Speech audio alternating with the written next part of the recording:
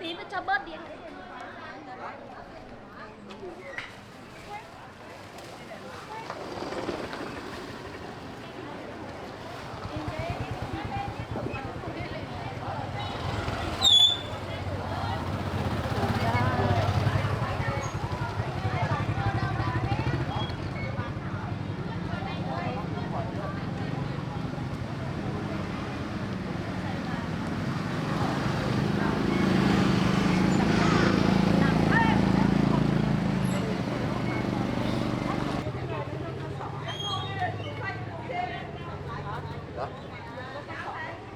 Đây cho anh thử quả cho cô.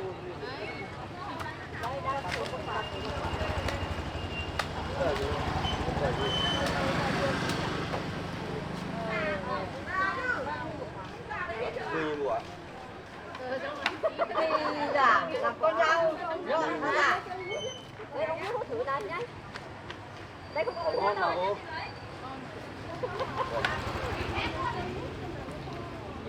Chị đua đi lấy một hút rồi. Nhiều nước mà đi này đánh láng luôn. Chị đang phải đánh ống nước phải hút cái ống ngọt Đây nước mà cô. đâu? Mang vào đây 2 ống nào. Sao mà cái này thì có chanh luôn. Ngon mà nhờ cái nhờ. Anh ơi em chịu quả em Ngon mà có nhờ.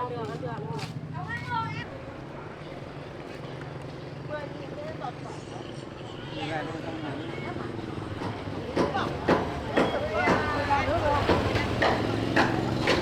Nào có nước cho nó đảm bảo luôn. Nếu mà không có nước bổ ra mang đây cho xả lại.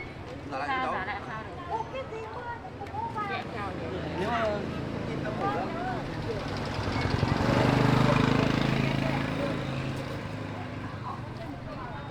em lên đánh mưa không?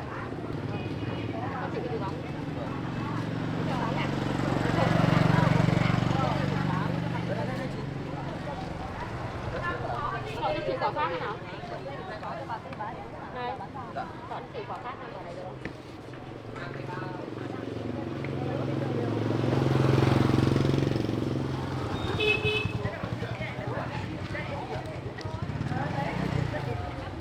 Đây một cái gì? Đấy để đằng trước mặt.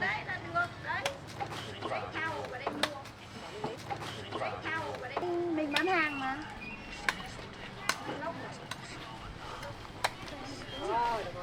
Một túi xanh à? Trời mưa gió bán bả. Đây bao cho bà Thuần đây. Đây cả vợ cho bà đấy. Bán hàng thì bán thì mang nó hao. Còn quả đấy. 10.000 cô ơi.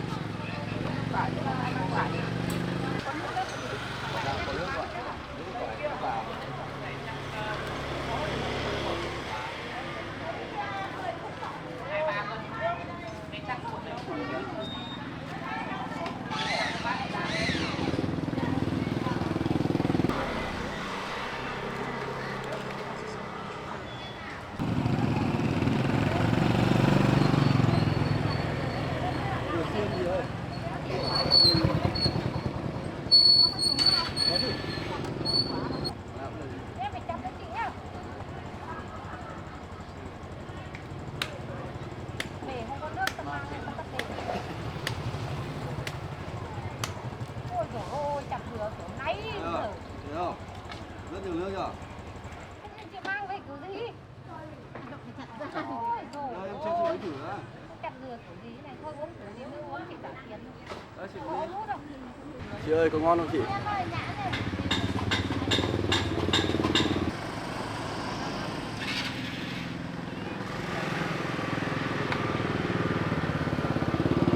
đi bán dừa mình có nó chặt dừa chuyên nghiệp lắm anh trước chết không chị trả tiền quả này. Quá rồi. Thôi ngày mai chị lại lên nhé.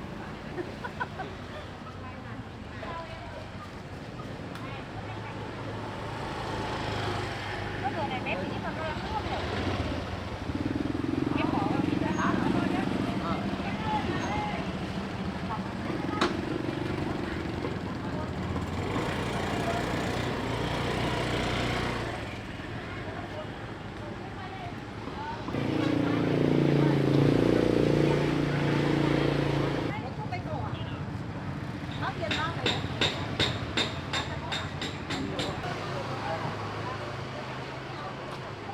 Người thì có. Vậy bán 10.000 người bán 50.000 quả.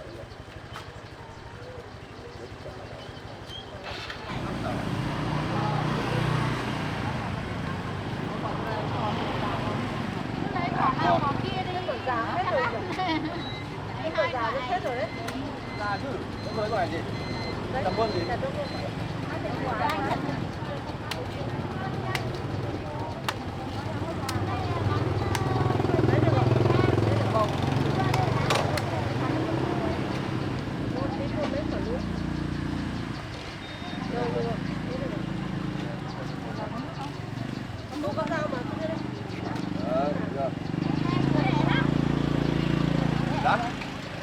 Nhẹ đâu vô. Quả này phát này. Chỉ lấy 10 quả. Cho nó quả này phát này. Nó thôi. Bây giờ 10 quả nó còn không bán đấy. Bán chứ. Nhẹ lắm nhỉ? Ý là nó bảo là Nhẹ nhưng ở trong nó có nước bà bởi vì nó già rồi. Đấy cô lấy quả nào nữa? đấy, đây quả này. Rồi. Mới buông một quả. Lấy mỗi bù à?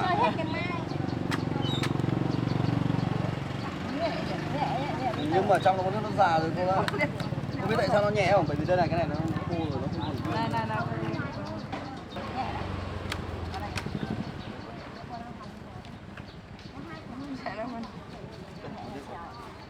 Con nào mình chọn. Đây chị lấy 10 quả gì? Cô mấy quả nữa. Đấy, cái to. Đấy chị 2 quả. Nhưng em phải cho vào mấy chú đi chợ.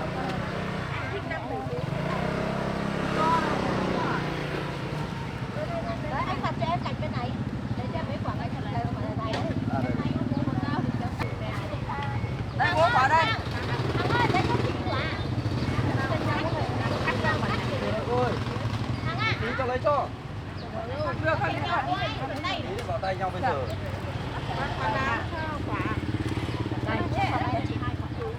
Chị ơi. uống nước dần cho nó Từ chị ơi. Quả đây rồi. đây 4 quả đây. Chị quả này. Rồi. Đây. Túi nhỉ? Có sao không có nước nhé? Không mùi đâu, không ăn nước đâu. Hả? Nào cái trả tiền đây này. Từ đã quân. Như nào đây? Đây. Cô ăn đi. Về đây chọn của khác đi, 10.000 nó nữa. nhẹ thế. Nhẹ nào nhẹ. Với nặng với nhẹ. Nhẹ. Cho chị quả. Này. Đấy, anh được bao nhiêu quả rồi? 10 mấy rồi? Đây. 12 quả nhá. Đây trường khoản nó chỉ có quả này bé quá, còn nước thì thôi anh. Đây quả này á? Ba này nhiều tỷ. Các cũng có 8 quả.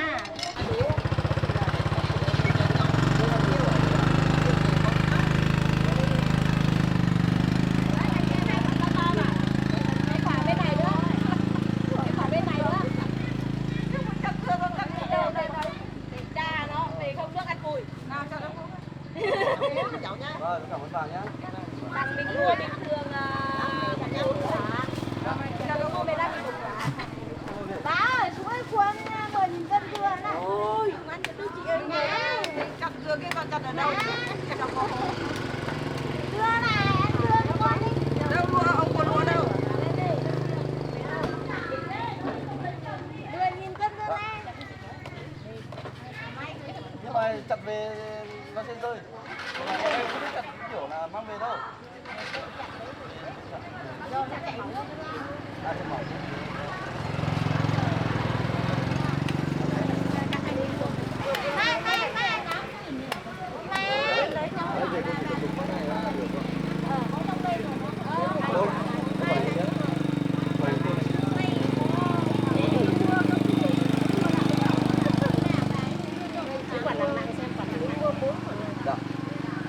Không, quả này không nhẹ đâu. Dám nó bảo lúc có nước.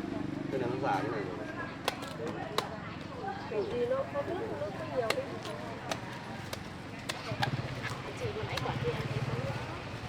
Cái cô kia nó lại quả thành cái gì?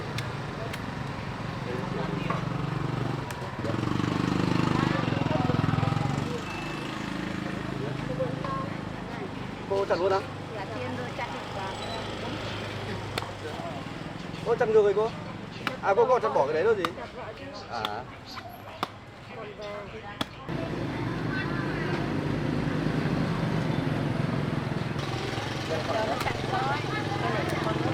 là tinh thần nhá. Còn lấy cho quản đó.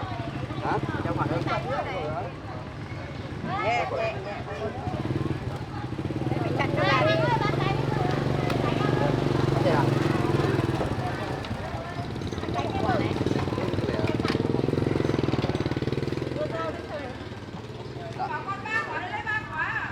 gì? Hết rồi. Lấy 2 quả mà. Hết rồi. À, hết rồi chị ạ. Để sau thì nhá. Quả kia xấu à? Dạ. Cái quả kia của cô kia rồi. Chùm nhau vào từ nãy giờ hết rồi à?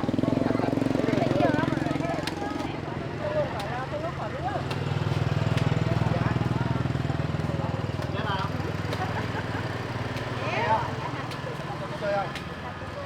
À đây đây. Cô uống luôn.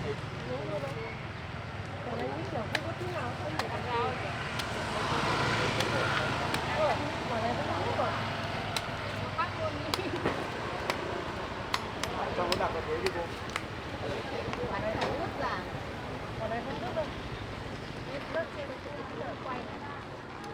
Sao? Vẫn sợ sệt nó chưa xong à? Cầm là nó biết. Đó.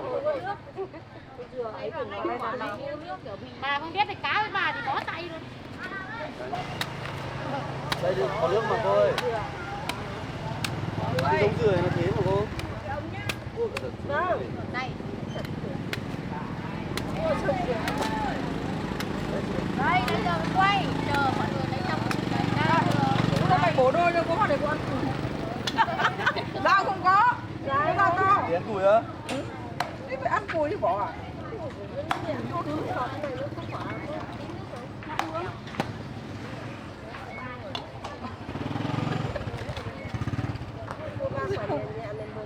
Thằng này nó không chặt được trên, nó chặt đến Tết không đi. Nó đấy cho tôi vắng. Ven tiểu đấy không đâu. Mình chặt dừa thường mình chặt đầu trên này chứ. Rồi tôi bảo người ta không biết chặt.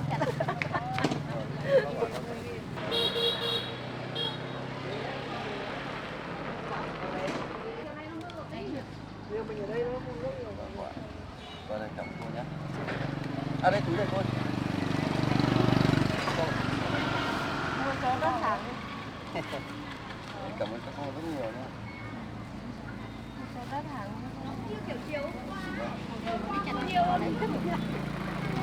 Dạ. À, không quả này căng nước nó rất ngon. Hết rồi cô ạ.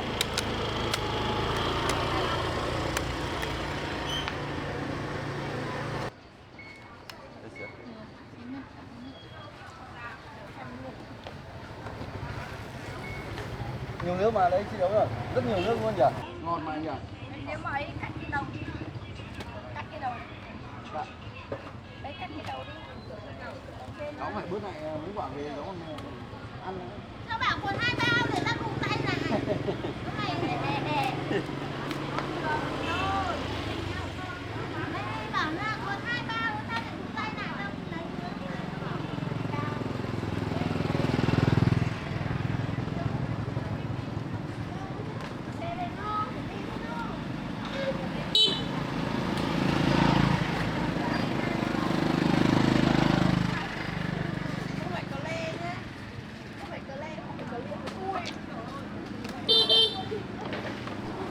Chào các bạn nhé.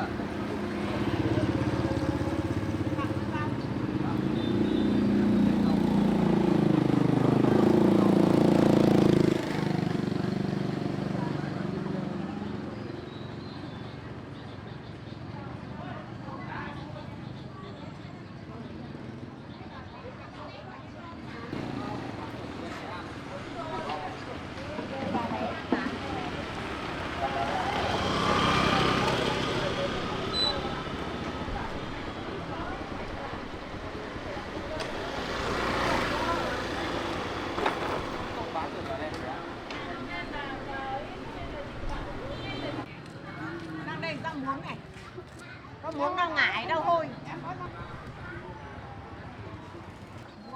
Làm cách mua rau thôi nhưng mà không ăn mời đứng.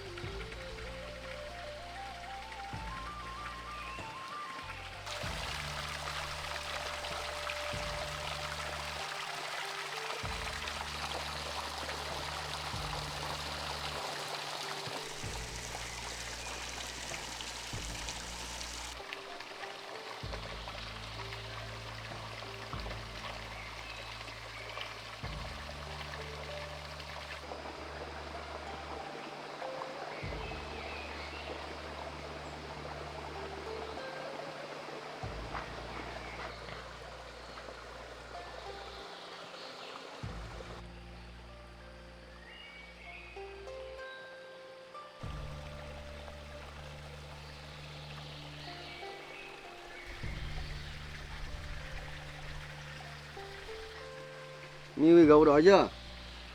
Để ăn nhá.